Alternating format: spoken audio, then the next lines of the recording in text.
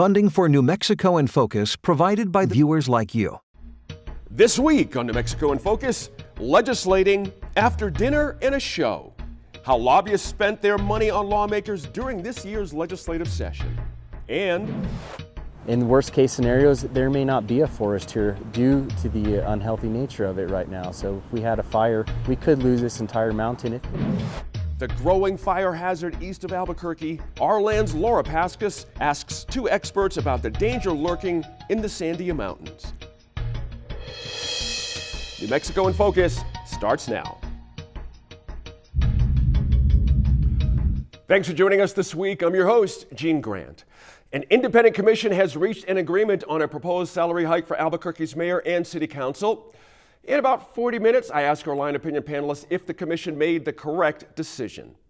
This year's legislative session was capped off with a $9.6 billion budget bill, a ballooning spending plan thanks in part to a glut of oil and gas production. In about 25 minutes, I'll ask our line opinion panel to consider the legislature's relationship with oil and gas and whether the state can hold this industry accountable. But first, we turn our attention to the state's more than 600 registered lobbyists and ask how efforts to wine and dine lawmakers swayed this year's 60-day session at the Roundhouse. Let's get to the line. Welcome to our line opinion panelists for the week. We're happy to be joined in person by former New Mexico State Senator Dee Dee Feldman. She's right there. Andy Lyman is across the table. He is staff writer at the Santa Fe Reporter. And Merritt Allen is back with us at Vox Optima Public Relations. Thank you all for being here. Now we start this week with the influence of lobbying in the state legislature. You all know the historic restaurant El Farol in Santa Fe, great place. High-end New Mexico three-course meals, private flamenco shows. It's an experience like no other in the state's capital city. And if you were a member of the House Commerce and Economic Development Committee during this year's session, one of the state's army of lobbyists would have picked up the tab for the entire evening. That's according to a story published in the Albuquerque Journal last week revealing lobbyists and their employers spent about $285,000 during this year's 60-day session. Now, the list includes the National Rifle Association, the Pharmaceutical Care Management Association, Ski New Mexico, and the Animal Protection Voters Lobbyist Group as well. Quite the variety there. But it doesn't even begin to paint the full picture. With more detailed filings required by lobbyists in May, we'll find out. And Senator, when you consider the goals the governor set at the beginning of the session and then look at what passed and what didn't, what sway did lobbying, it's hard to pin this down, but what sway did it have in this year's session in your gut? Was it greater than your memory? Was it something beyond this year, about normal? What was your sense of it? Well, $285,000 is a little bit lower than the usual amount that is spent during a legislative session. I wouldn't be surprised when the May report is in if it'll be like $400,000. Okay. But we're just coming out of COVID and the lobbyists are just getting warmed up. Right. But that said, I think they still had a lot of influence, particularly the oil and gas lobbyists this year, that are out in force anytime there is a threatened regulation or enforcement and there was several bills this year that would have changed the antiquated, in my point of view, system of royalties for oil and gas and also regulation for an enforcement of the methane rule. So the oil and gas industry, very powerful. They field maybe 100 lobbyists. Wow. That's almost a one-to-one on and it's not just the big companies, it's the drillers, it's the independents, it's the gas stations. And so they had an effect on killing a lot of environmental legislation this year. And of course, you had the alcohol lobbyists this year too, who were very effective in killing a reasonable alcohol tax, which is also long overdue. So let me ask you, let me kind of kick across the table to Andy here for a quick point. Andy, one of the things that folks might find interesting, New Mexico has more than 600 registered lobbyists. Interesting, we're bouncing numbers around. But it only requires them to report spending if it exceeds $500, which seems to have been an okay threshold maybe 3 or 4 or 5 years ago.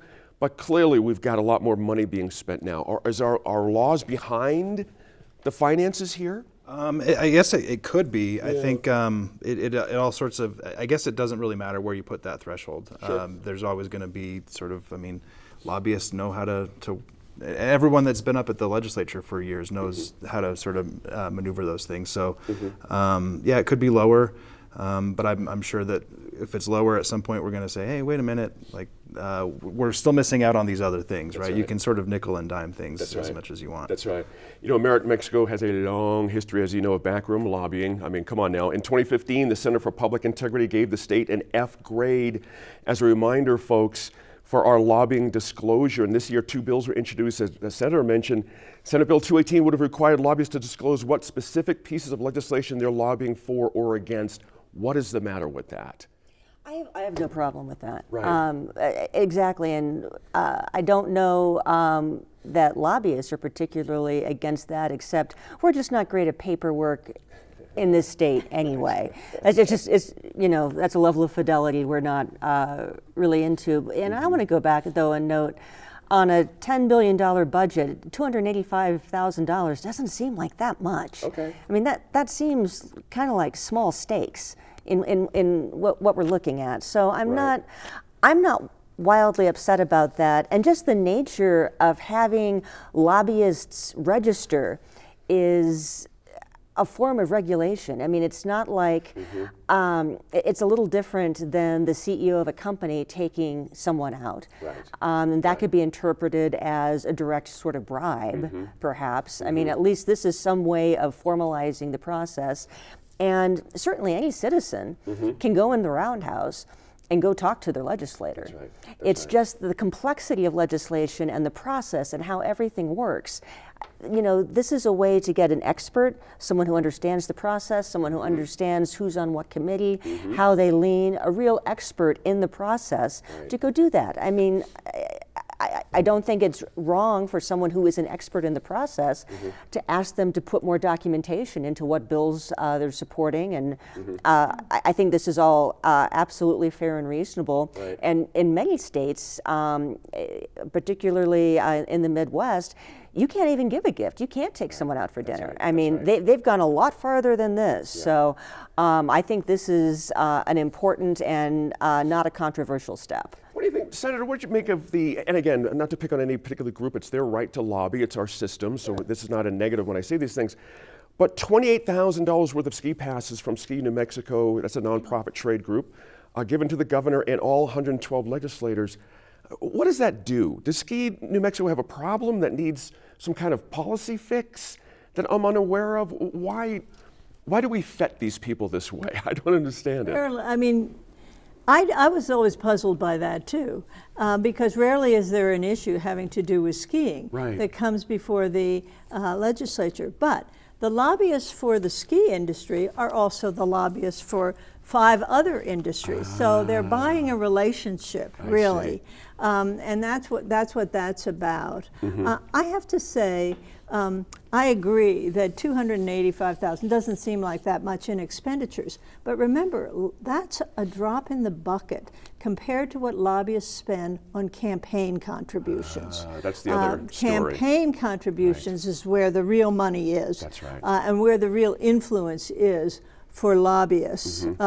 We do, incidentally, have a GIFT Act in New Mexico. It was passed in 2007, but it's still pretty generous. You have a limit of, or a restricted donor, what they call a restricted donor, can give no more than $250 worth of gifts to a individual employee of the state, but in 1 year. But in aggregate, they can give $1,000. Oh, wow. $1,000 per person is the nice limit gifts out for there for $1,000. a restricted donor. Interesting. Let me make a point here. New Mexico In Focus political correspondent Gwyneth Dolan spoke with a co-sponsor of that mentioned Senate Bill 217, that's State Senator Greg Schmedes, during the session, and she asked him about a concern we've heard that it will be too difficult to report those answers in a timely and efficient manner. It would help legislators know where the special interest is. Is it out of state? Is it in state? Which industries are pushing it? Which industries are against it? And it would allow the public to know. It's not difficult. The Secretary of State's office already has all this software to track all of our financial things and all those matters, so it's really not too much of a lift, I don't think. Mary, I got to ask you, after hearing that response and seeing the bipartisan co-sponsors on these bills, what's driving the opposition here?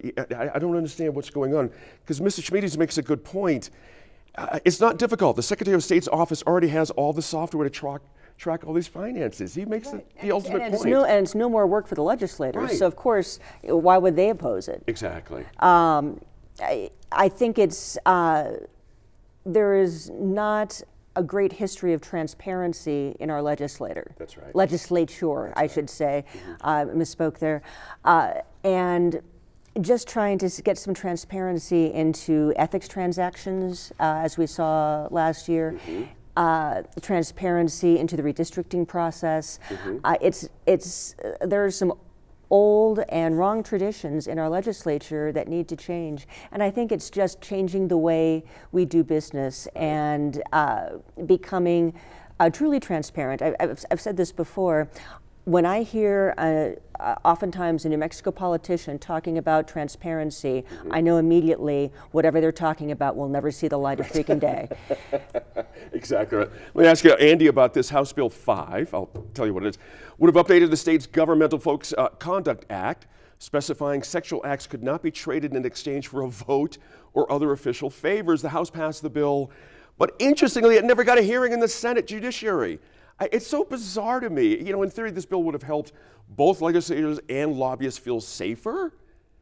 What happened there? Why? Well, a couple things. I'm just surprised that that's a thing that we have to explain to lawmakers of what not to do. But that Senate Judiciary Committee gets a lot of heat, and sometimes rightfully so, that things get stalled there. There was a number of bills on a variety of different topics that got stalled there.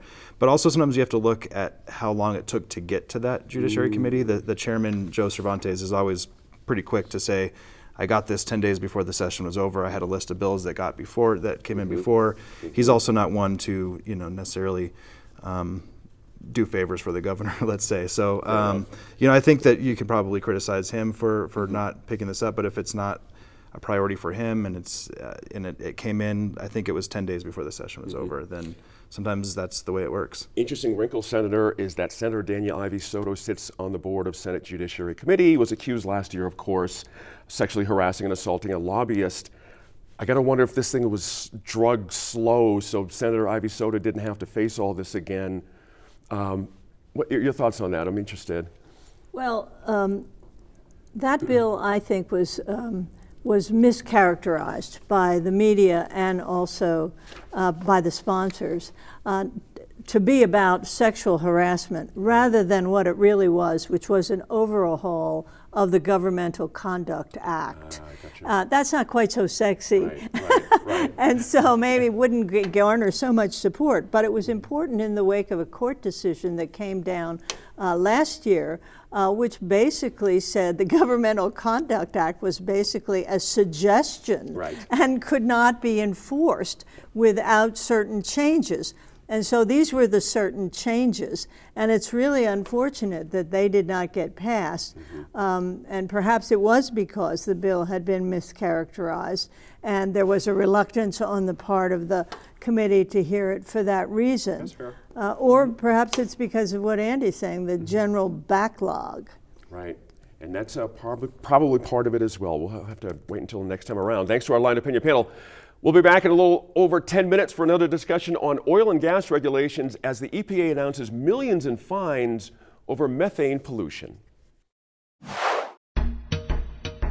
If young people had access to free transit, it would impact their access to education.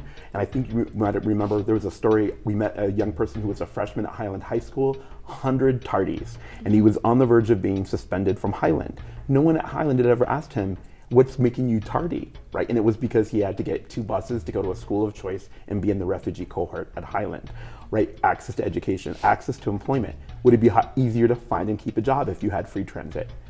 97% of boys and young men of color told us absolutely yes.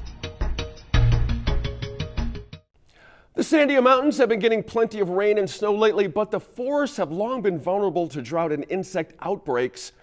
That's in part because the forests have become too crowded. As we learn on our land this week, forests aren't supposed to be as dense as they've become over the last century, and all those places that are covered with dead and dried out trees present a huge fire danger for the mountains and everyone who relies on them. If you know Albuquerque, you know the Sandias. They rise above the east side of the city, granite mountains topped with limestone that ignite to pink every sunset. The Sandias hold wilderness, springs, recreation trails, wildlife, but the forests here are increasingly vulnerable to drought, insect outbreaks, and fire. In a world that's warming all the time, the Sandias are drying, and they are telling us to pay attention. On the east side of the Sandias and in the Cibola National Forest and basically the Southwest in general, we have areas of forest that actually resemble historic conditions, but on a whole, we have density levels of trees that we just haven't seen. And so with that density level, the forest is really in an unhealthy spot. These forests looked different 150 years ago, before widespread grazing, before a century of fire suppression by the federal government, and before greenhouse gas emissions fired up our planet's atmosphere. If you go back almost only 150 years, what you would have seen was variable trees and varying densities. So you'd get into some areas that were really park-like, really big, open-grown trees, with some underbrush and some younger trees that are growing in. And then you could go just over the next ridge and it could be a really thick, dense forest of ponderosa pine. So it was more varying 150 years ago compared to where it is now, where we're just seeing really dense forest stands across the landscape. Johnson says to think of the forest like a punch bowl full of straws. In the past, there were fewer trees, fewer straws sucking up water. Each tree got to take a big drink. They could stretch and grow strong. In a dense forest, there are more straws. Each tree gets less water and is less resilient. And now, of course, there's another problem. Less water in the bowl. Things are getting hotter and drier. You know, the snowpack is much more variable. It's not as reliable year to year. We've been in drought conditions. These types of conditions really stress out trees, and that makes them, of course, more susceptible to insects and diseases. And, we've seen a lot of that here in the last 5-10 years here on the east side of the Sandia Mountains. In the last decade, insects like the Douglas fir tussock moth and the fir engraver have boomed in the Sandias, and their signs are everywhere. They've caused a significant amount of mortality. There's that elevational band of about 1,000 to 2,000 feet where we've seen all that damage. And it's probably caused about 50% mortality of the trees there. As you're driving up the Sandia Crest Highway, you look around and you see trees that are either turning brown or are dead and have lost their needles already. That's almost entirely the result of the Douglas fir tussock moth and then the fir engraver kind of working hand in hand, tag teaming, if you will.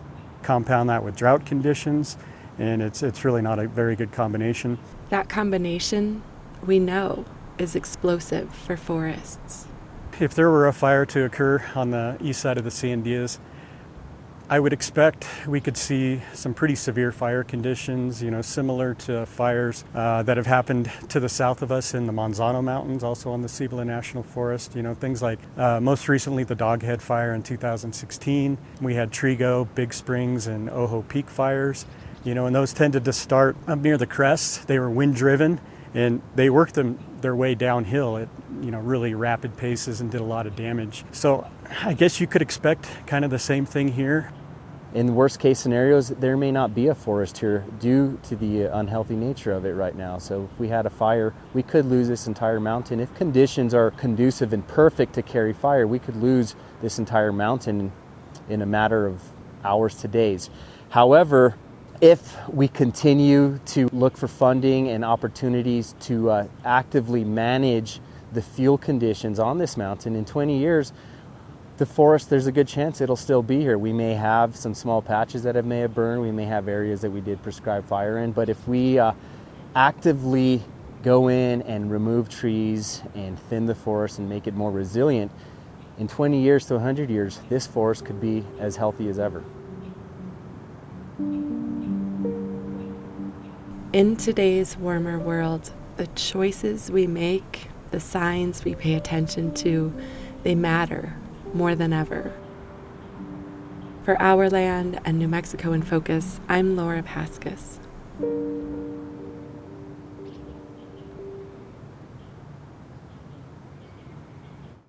Let's welcome back our Line Opinion panel for the week. Another legislative session has come and gone, and with it, few to zero new standards or regulations on the fossil fuel industry. Senate Bill 418, which would have updated the state's Oil and Gas Act to ensure public health safety measures for nearby communities, that died in committee. Senate Bill 164 met a similar fate. That would have increased royalty rates on oil and gas produced on state lands from 20% to 25%, while requiring operators to pay royalties on gas released during production. Didn't happen. Meanwhile, both state departments tasked with overseeing oil and gas are set to receive a funding boost in the budget, 21% for the Environment Department, and a near 15% bump for the Energy, Minerals, and Natural Resources Department. Now, Andy, when you consider the record-breaking $9.6 billion budget bill sent to the governor, it's important to remember, according to the legislature's website, oil and gas direct and indirect revenue make up 25 to 30% of the state's income. So simply put, it's a bit of a balancing act. Now, with the failure of those regulatory bills I mentioned, are we keeping that balance? Did the oil and gas folks come out very much ahead here, or our ability to watch over them okay? I guess it depends on your perspective, right? Yeah. I'm sure oil and gas would argue differently. Right. I think one of the things that I see in a lot of the coverage is lack of enforcement. So you can add these regulations. We have regulations, but what happens if they violate them? Apparently nothing or not much. So, yeah, I mean, I guess it's probably maybe not a full win for the oil and gas industry, but I think the biggest win is the lack of enforcement. Senator, for perspective, you've been at this for a long time, watching these people and coming up with legislation. Did they get away with one this session? That might be a little strong, but you know, there's a lot of things folks were expecting to happen with environment legislation, just flat out didn't happen. That's right. Yeah. And you know, and the governor is going to fall short of her goal in terms of curtailing carbon emissions by 2030, unless there is some more enforcement of the methane rule and other rules. But the only enforcement now is the feds. And when the feds find somebody like you know, Matador or settle with Matador, they get the money. We get a very small portion, I think, of that 6.5 million settlement that happened this week. New Mexico got 1.3, and so you know, I think that we are in trouble. There was a big snafu in those percentage increases that you said that the Environment and the Energy and Minerals Department were going to get, because if you read when they finally read the fine print, most of that had to go into salary increases. 6%, the 6% increase that all state employees got.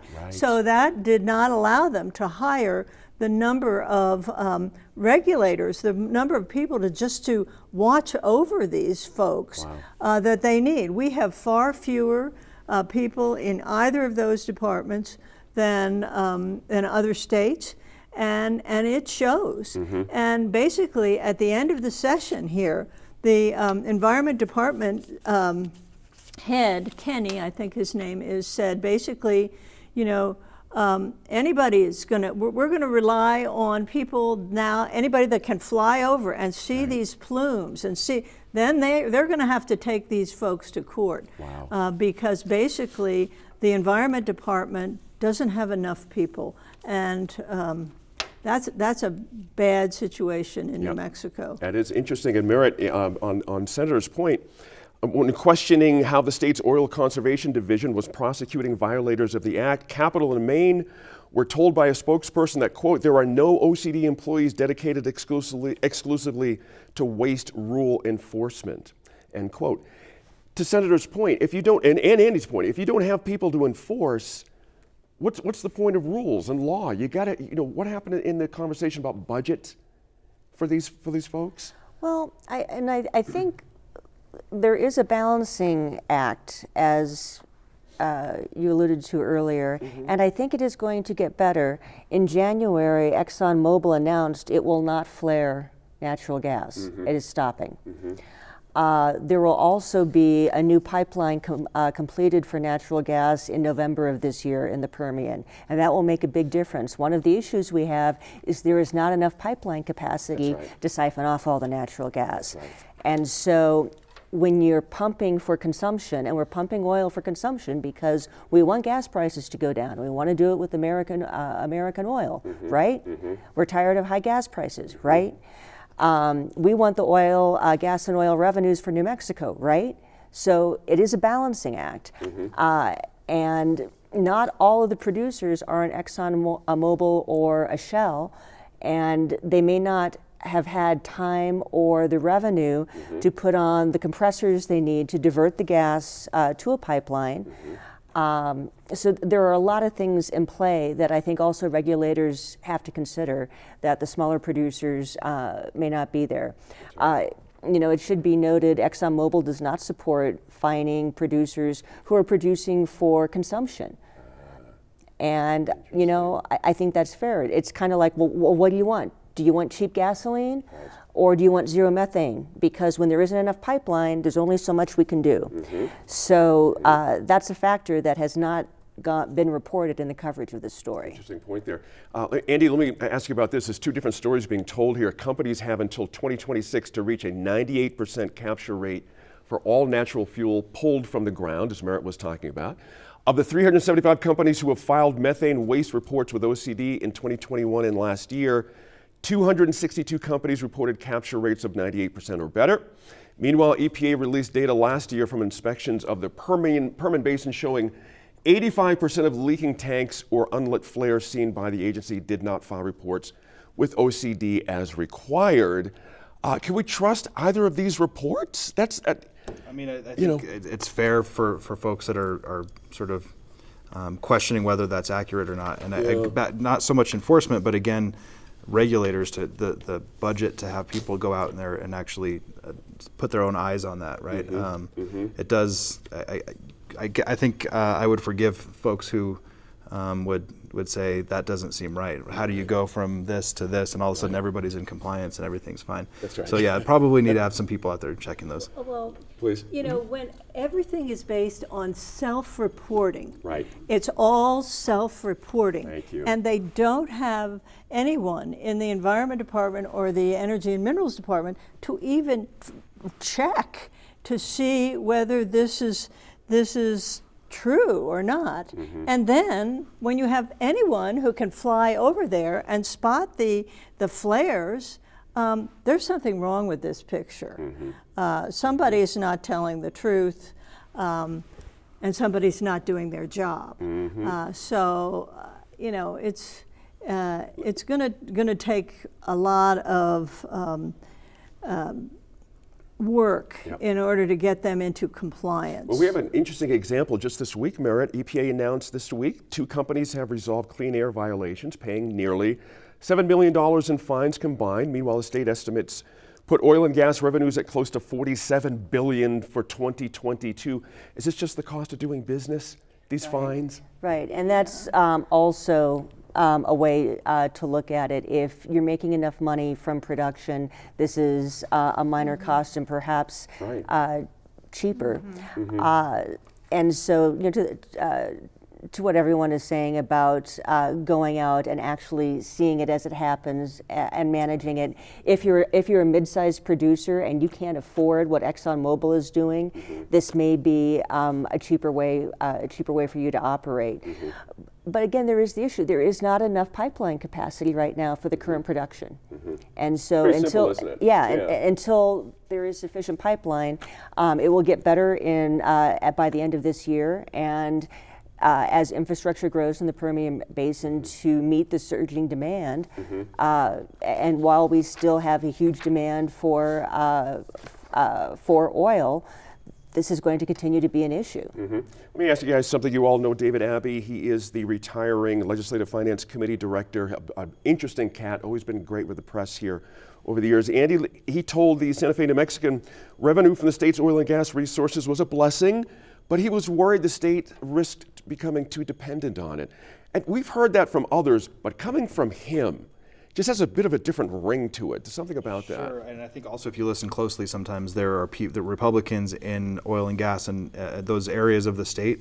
Bill Scher is one that comes to mind. Is he's a big fan of the industry, but also free to say, this isn't going to last forever. We need to figure something else out. So there are lots of people that, even if they're like David Abbey says, this was a blessing, but it's not a forever thing. Senator, what do you think about this? Looking at future legislators, this is legislature sessions. Sorry, if the state's budget continues to balloon, that's one thing with dealing with these people. But if, ironically, our oil and gas revenues start to tail off, what does that do to regulatory stuff at that point? It seems the dilemma here: do we get after them while the money is good, or do we get after them while they're not doing so good? Well, that's of course, and the industry will say when there's a bust period, how could you possibly make us pay any more, or jobs are already down, and so they have it both ways right now. And David Abbey is well experienced at the boom and bust cycle. It's not just, now we're in the boom cycle, but he has experienced the bust cycle as well. And so has New Mexico in the late 2000s. And so, we have to invest some of this money in alternatives. And I'm hoping that we can do a better job on Watchdogging and regulating the very people who supply you the most money, it's fraught. I mean, it's just, how do you do it actually? I want to go back to the Senate Finance Committee taking the House budget and cutting the money going to the reserve by 44%. To spend more money on our biggest budget ever. That is the type of behavior we cannot have. Yeah, I'm glad you got that in as a last note there. Thank you again to our line opinion panelists. We'll be back here at the table for one more conversation on a vote to increase the salaries of Albuquerque City Councilors and the mayor. That's in less than 10 minutes. But first, a conversation about transportation here in Albuquerque. Everyone has an opinion about city buses, even people who don't ride them. And in recent years, they've drawn the attention of our city council, which launched a zero fares pilot program. Now, local officials have gone back and forth over that program. As you know, we've talked about it here, leaving it as an experiment for now and adding more guards with more power on city buses as a compromise to continue exploring those free rides. Our-Land's Laura Pascas sits down with two advocates for Albuquerque's bus system and for free transit for everyone in the city. Christopher Ramirez and Althea Atherton are with Togethers for Brothers, and yes, both rode city buses to our studios here at New Mexico PBS. Christopher, Althea, thanks for being here today. Thanks for inviting us. So I wanted to start just talking about buses in Albuquerque. Who rides them? Why are they important? Absolutely. One of the things that I think is great is, and I think you know this, Together for Brothers has been doing community-based research around transportation since 2017. We were funded by the Kellogg Foundation and New Mexico Health Equity Partnership to really look into youth and transportation, and we've learned a lot about bus riders. What's also great is every 5 years, Albuquerque is required by the Federal Transportation Administration, FTA, to do an onboard survey with bus riders so that we learn about them and also that we can verify that we are not engaging in any civil rights violations. So February and March of 2022, as Zero Fares was launching, we have this incredible data tool of the onboard survey that says some important things about bus riders in Albuquerque.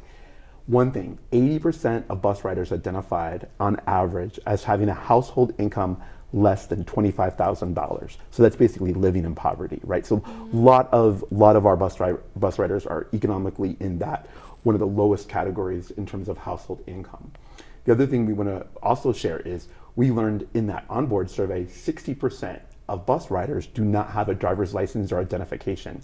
And that's important, as we're going to talk about in a little bit, that one of the proposed changes to Zero Fares was a pass, which wouldn't have been Zero Fares, but we literally have 60% of bus riders who don't have an ID to prove that they're a senior, to prove that they're their age, to prove that they're who they say they are. And so that's important too. And we know that especially impacts people experiencing homelessness who find it hard to have and keep an ID that's valid. It's a wider range of people than I think people give credit for. I think people like me who have like a medical reason to not want to drive, or even some of my friends who just have anxiety about the road conditions here, pedestrian fatality rates, things like that, end up deciding that the bus is, even if they're only sometimes using it, a better way to go.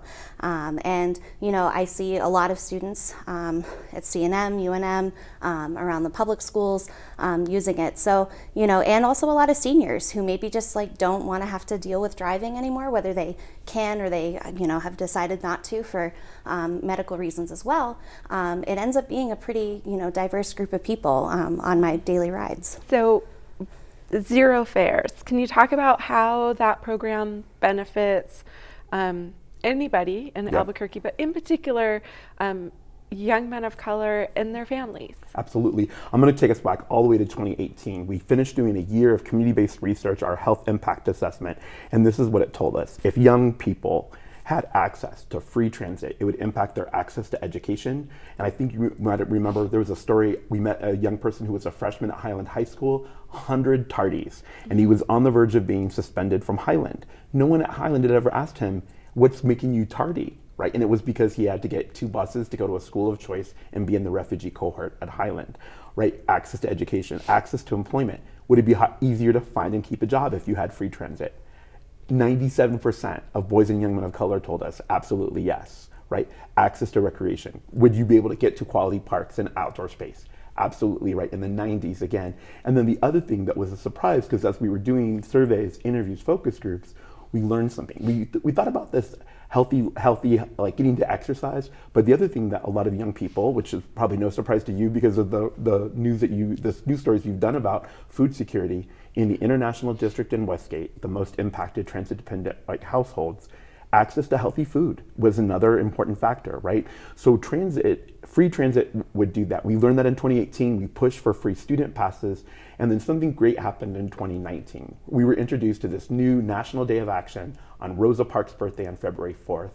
We used that as an opportunity to do something, to make a call for free transit for everyone. We passed our first resolution with the Transit Advisory Board in 2019.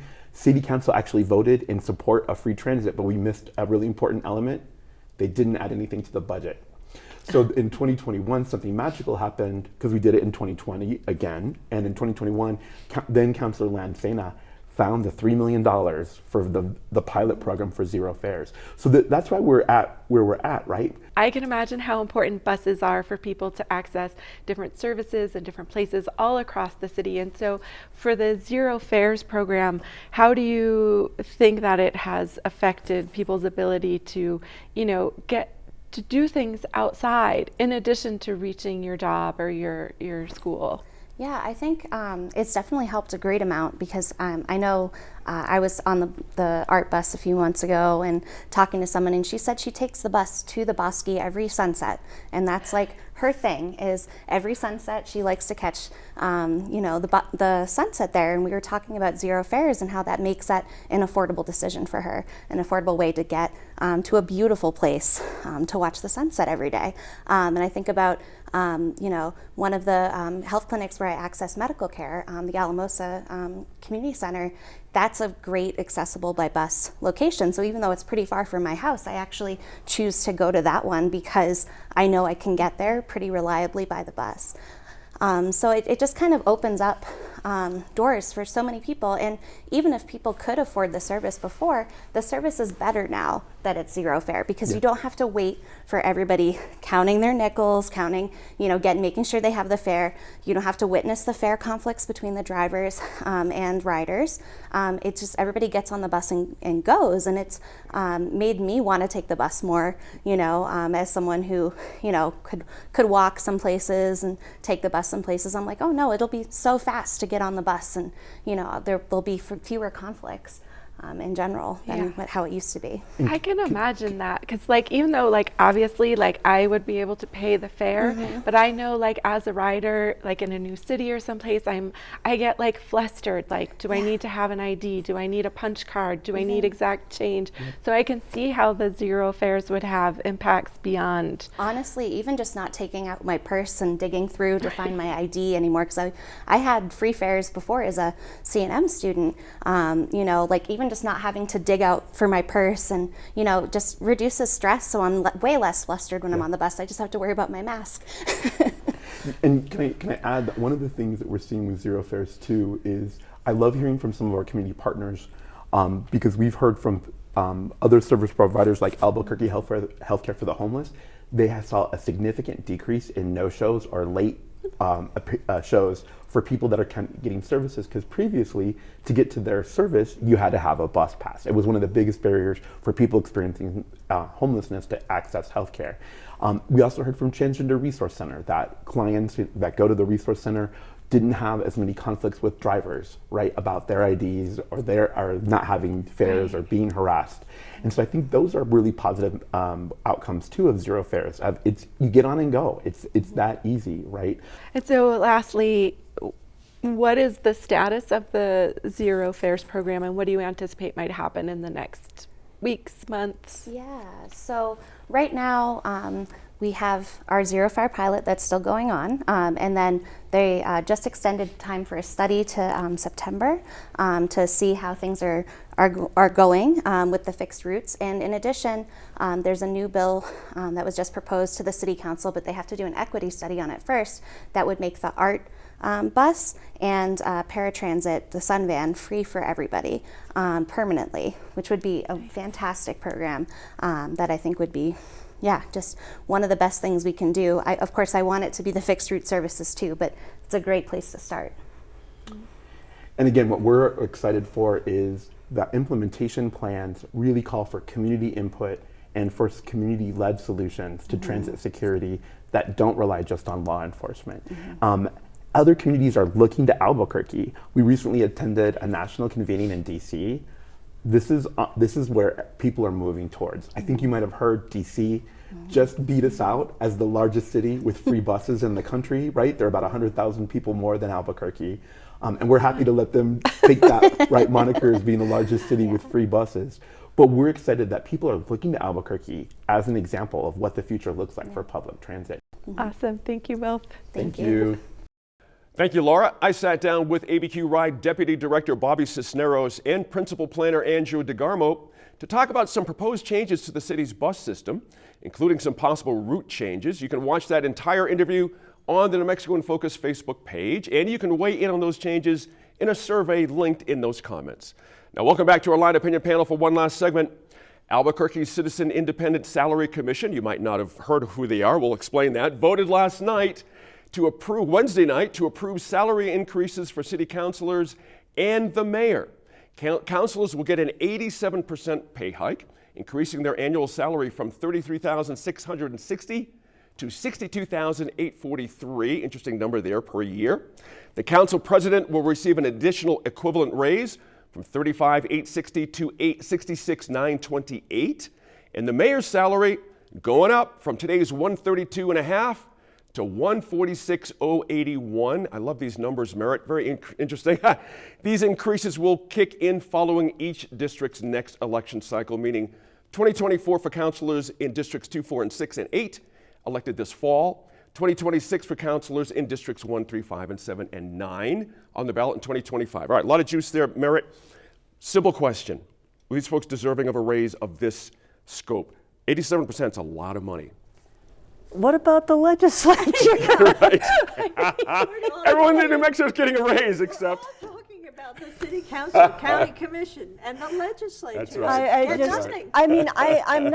I'm not, I guess, particularly upset by this because, I mean, this city council, they've got full-time staff. They're on call. It seems like a full-time job. Professionalizing a city council seems reasonable. Right. I'm not upset by the mayor's salary. That doesn't seem inordinate by any means. But to me, it just screams, why don't we professionalize our legislature? That's right. And not even close to city council levels, but we're asking people to raise upwards of $100,000 to campaign for an unpaid volunteer job. Yep. And we're getting what we're getting. That's right. That's right. It's interesting. Gut sense of the salary levels: 146 for the mayor. That's not unreasonable in 2023. It's not unreasonable when you think about the people that work for him getting $200,000. Thank you. And much higher than what he's getting. Meaning a lot of deputy directors. Yeah, the CAO, the Right. fire chief. That's right. That's right. They're all making a lot more. Council directors. What is with that system? Why are all these other people making so much more money than the person sitting at the top? It just doesn't make any sense. Well, the charter limited, I think, the salary for, unless it's raised by the salary commission. And it also forbid the mayor from taking any other employment. In other cities, sometimes the mayor is sort of part-time and it has another job. And in Albuquerque, councilors sometimes have another job too. There's no prohibition on that in the charter, but there is for the mayor. So the mayor, whoever's the mayor, needs to be on the same level as mayors in other comparable sized city, and that's what the report that they did to back up that level showed what the levels were in other cities and how big the budget was. How many employees there were? I think there's 7,000 city employees. Is that amazing? That's right. And they, by the way, each of them got a cost of living wage increase. So, but people on the private side, Andy, would look at the mayor and that a level of employee that Senator just mentioned and say, really, 146 employee base this big, this complicated? But that's government. You're not supposed to make all the money. Yeah, I think it's a fair somebody from private sector to say, you could be an associate at a law firm and make 146, right? And here's a position where you essentially have to live at City Hall, and if you're not at City Hall, you're at an event. So it's sort of not only a full-time job, but it's a lifestyle essentially. Like you're the mayor of, you're representing this city that's no longer a small town. It's Albuquerque. You're never off the clock when you're a mayor. Never, ever. But the mayors that I have known in the past have said it's a great job. It's a great job because when you're mayor, you can actually get things accomplished and get things done. And people recognize it because it's in their neighborhood, it's on their street, it's people picking up their garbage. So. And if you're running for mayor for the money, I question your motive. Right, that's a good point. That's a good point. Mayor, let's start with Mayor, with this merit on this idea. Is this pay increase going to encourage people who normally may not consider running for council? Does the money make a difference on how you run for something? Absolutely, at that level, certainly. Okay. Certainly, because you could dedicate, you could raise a family. Really, at the earlier level, that was really for someone who had other income, had another job, maybe was retired, was independently wealthy, or single. This is something I think you could support a family, own your own home, educate your children with. Does that turn automatically into better work if you're getting better paid? Not necessarily, but I think there's a better chance that you'll get people that will be of the caliber that can make these complex decisions. Remember, these are pretty complex decisions now, and they're not,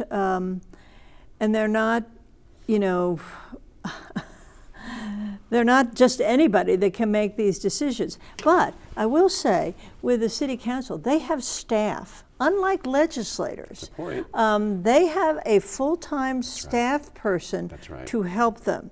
And usually these are the insiders who know their way around City Hall, but also can handle constituent concerns.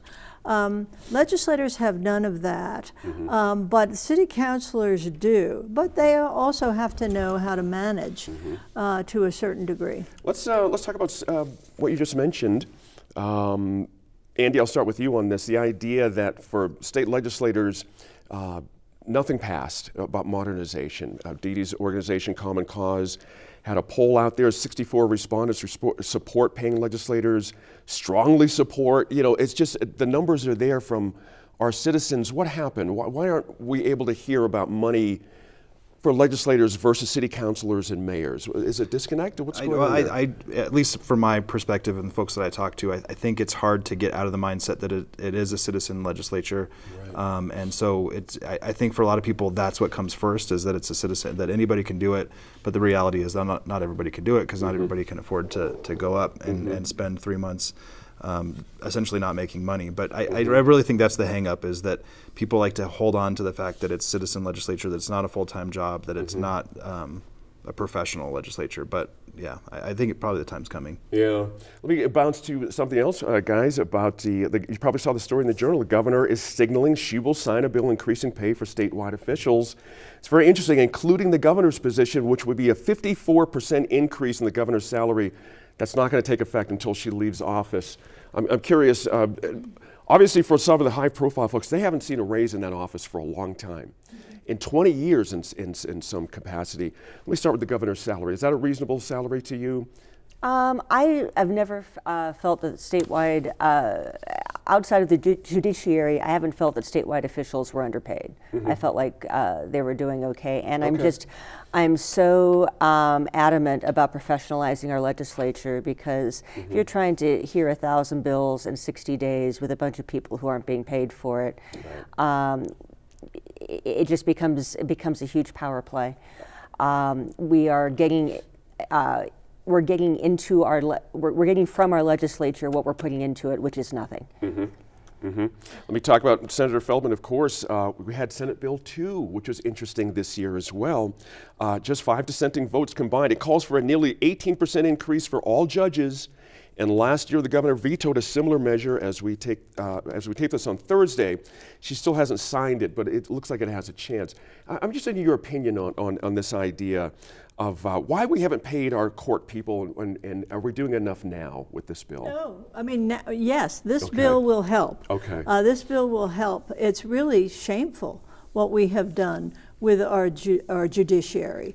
We need a real professional, and the judiciary has been so hard pressed during COVID and have risen to the occasion, and yet they have not been rewarded. So I really hope she signs this bill and does not pocket veto it as she did last time. Right. Because it's all pegged really to what a federal magistrate judge is paid.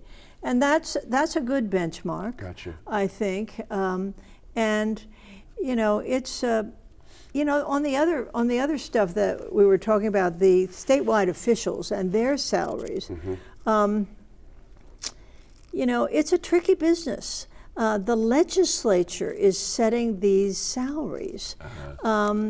Unlike the constitutional amendment that was proposed, and unlike what the city is doing, they are saying there should be an independent group that should decide what the salary level is, not the people themselves. And of course, with the legislators, it's even more important, because it would appear that they were giving themselves a salary. That's right. But it's true for the city council. But you know, the judges have a real need there. And they have been overlooked for many years. It's a talent issue when you think about that. In some industries, we're paying bottom third in the country or nationally for judicial salaries. Are we attracting the best and brightest? Do we need the best and brightest? I would argue we do. Absolutely. Yeah. I think actually we as a society and state put a lot of pressure on judges in particular. There's a very high standard for just the way you present yourself in everyday life. You're very limited in what you can say, who you can say things to, where you know. That's right. And we absolutely should hold them to a high standard, but also pay them for that. Good point there. Hey guys, great conversation. Thanks again. Be sure to let us know what you think about any of the topics The Line covered on our Facebook, Twitter, or Instagram pages, and catch up on any episodes you may have missed on the PBS app, which is really cool, or your Roku or smart TV. Hi, I'm Laura Paskus, senior producer of Our Land. We work hard to bring you environmental news as part of New Mexico in Focus. We take you out to the mountains and down to the river. We invite top-notch sources into the studio, but there is so much happening when it comes to climate change, water, fire, environmental justice, and more that we just can't fit it into the show every week. That's why we have a newsletter, Our Land Weekly, that comes out every Tuesday. If you want to keep up with environmental news, just published peer-reviewed studies, and more, sign up. It's free, it's easy, and I promise you'll learn a lot.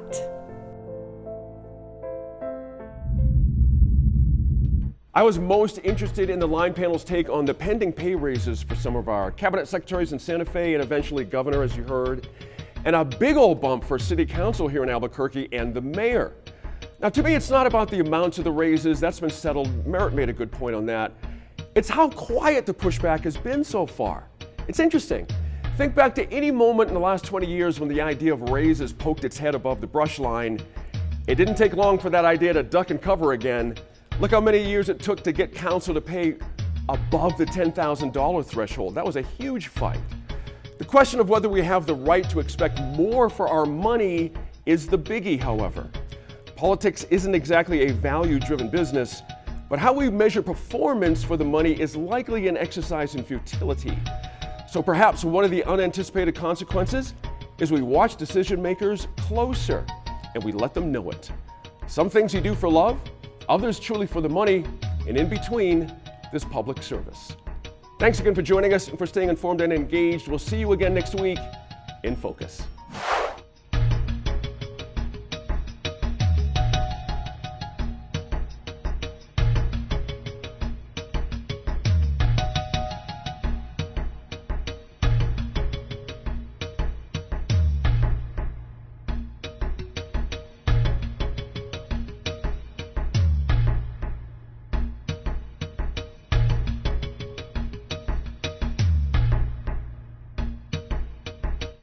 Funding for New Mexico in Focus provided by the viewers like you.